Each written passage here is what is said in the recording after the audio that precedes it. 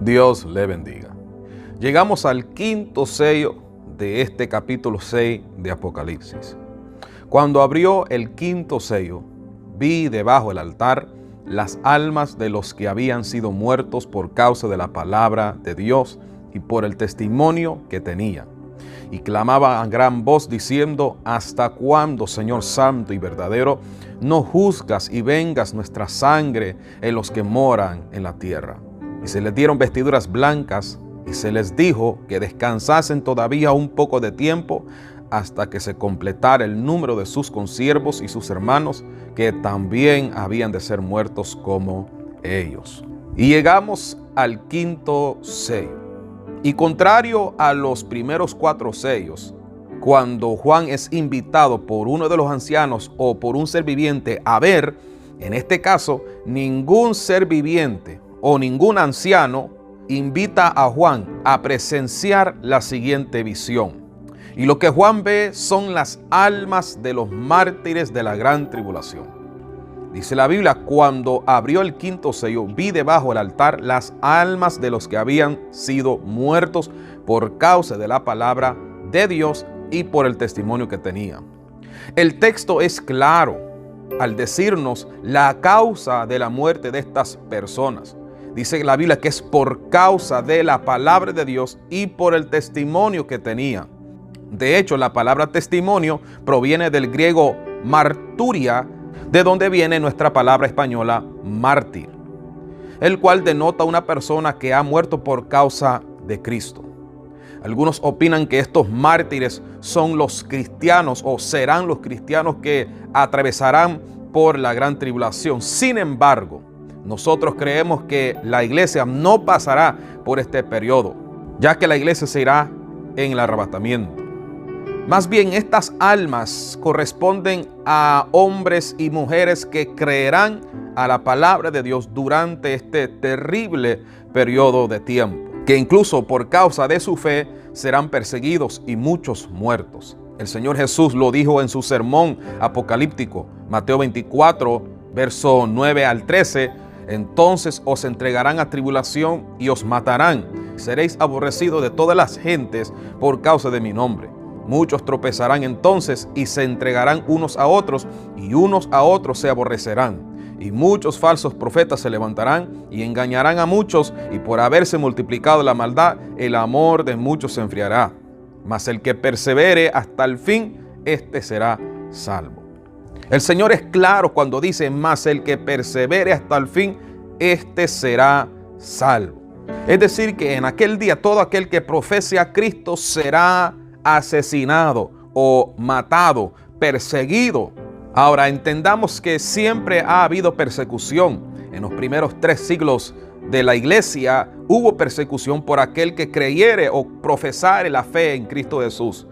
Hoy en día, en muchos países donde no se acepta el cristianismo, algunos son perseguidos hasta la muerte. Pero esto llegará a ser a una escala mayor, mundial. Toda la gente en el mundo entero va a tener prohibido confesar a Jesús como su Salvador. Hoy, en muchos países, no se persigue a nadie por creer en Cristo.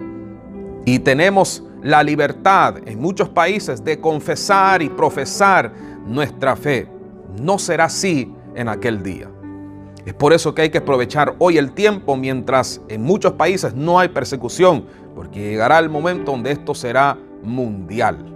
En aquel día, confesar a Cristo le costará la vida.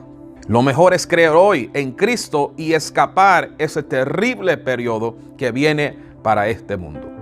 No obstante, nuestro maestro va más allá y nos da un detalle importante que pasará en estos tiempos. Mateo 24, 14 dice: y será predicado este evangelio del reino en todo el mundo para testimonio a todas las naciones, y entonces vendrá el fin.